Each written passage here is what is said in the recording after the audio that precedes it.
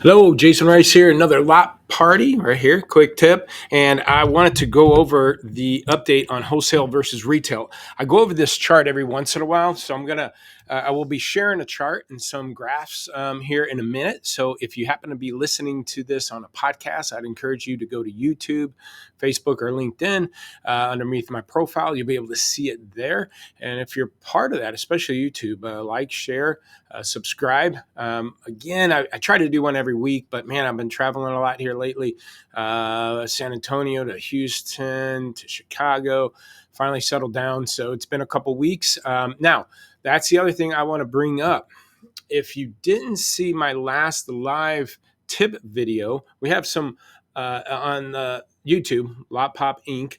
If you go there, subscribe. But I have a couple new, like what we call up bus interviews that we did. But my last live, and matter of fact, I'm going to go ahead and just share my screen here because I'm going to go to the chart after this. Let me go here, and this one right here. Why are grosses going down even if your volume's good? So we ran into that. It was a couple of weeks ago. I was in November. Dealers' volumes were moving pretty good. I think our average dealer was selling about, I don't know, 80, 90% of their inventory each month.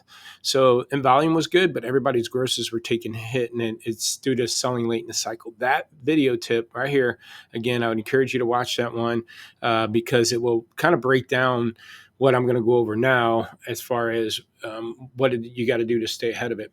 So what I did, and I did it, and then there's been other videos, so I don't be too repetitive if you watch the other videos or heard the tips, but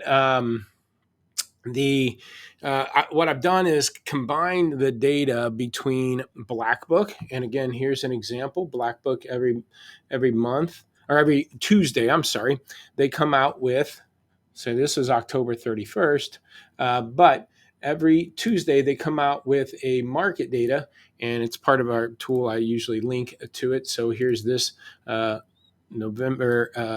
5th, the Tuesday. What I do is I take the data of the average age of retail days to turn. Okay, what's the average age? Look at this spike here.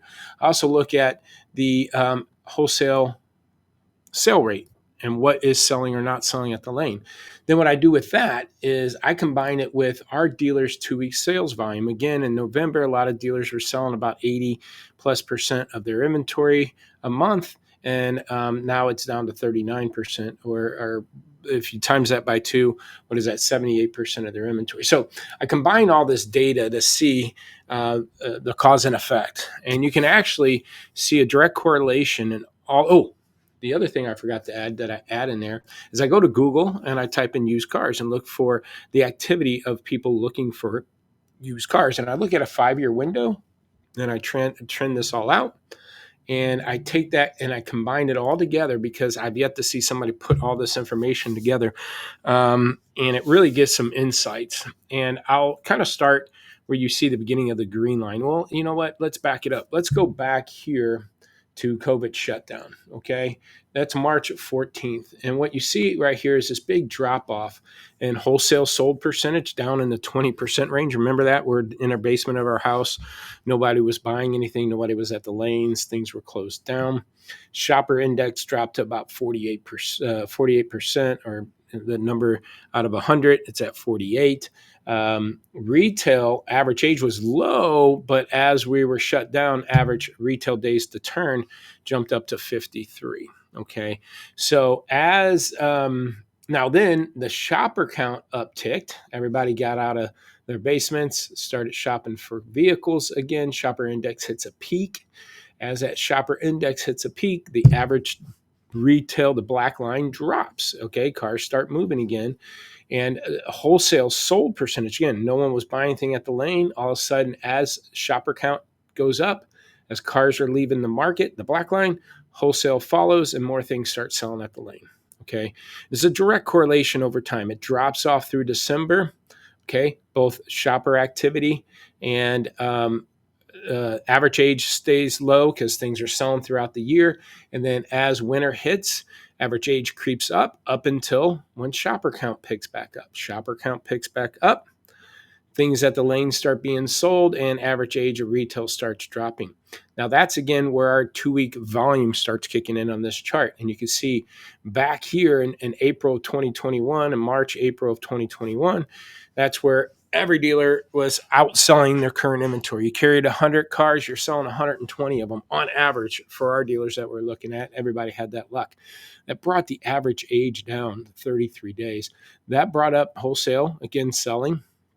And again, a direct reflection as shopper count drops going into December, the average age of retail creeps up, our dealers' volume drops as shopper count drops. Shopper count picks up, dealer volumes pick up. Average age of cars, black line drops. Wholesale picks up. Okay, that's May of 2022. Let's visit this year, because as the shopper count drops going into last December, this time last December, shopper count was at 47. Average age of cars just starts stacking this year. This tax season brought not much of an uptick in shopper index. Matter of fact, we got a little push and in January, even in dealers volume. January 14th was the weird push because you never seen that. I've been tracking this for 10 years.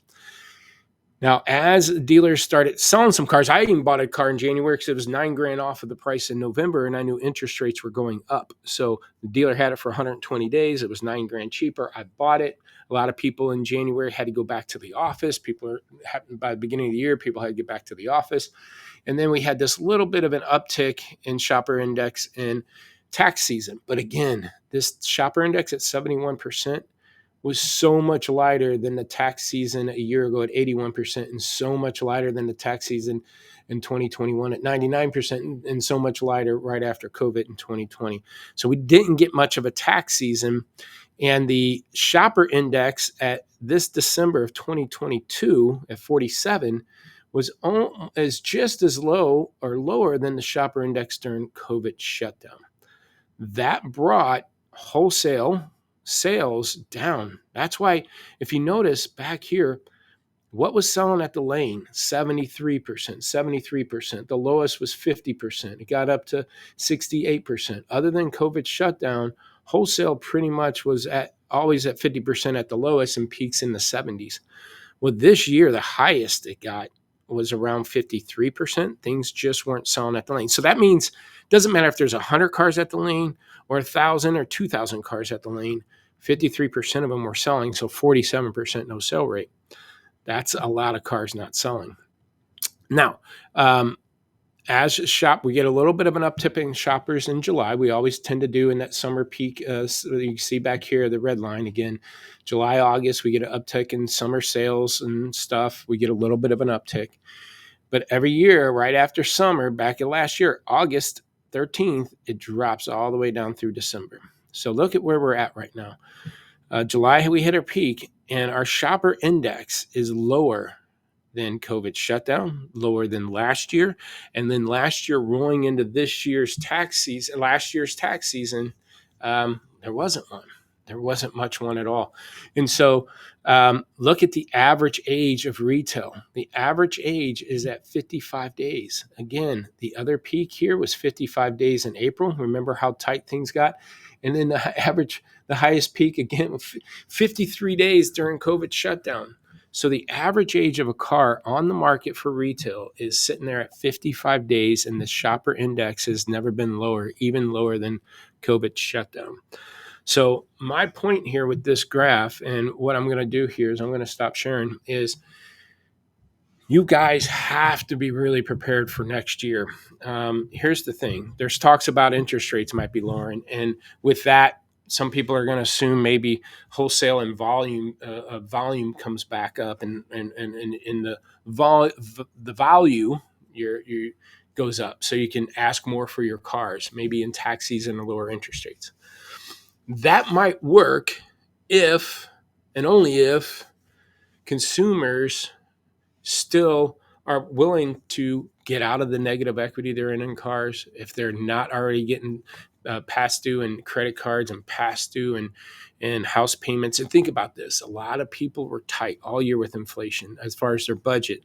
There's a headline where the budget, and I'm going to try to pull that up while I'm talking here, the wealth Okay, people's wealth has gone down. Household wealth falls. Okay, this is just a headline from today, and I'll go back to sharing my screen here.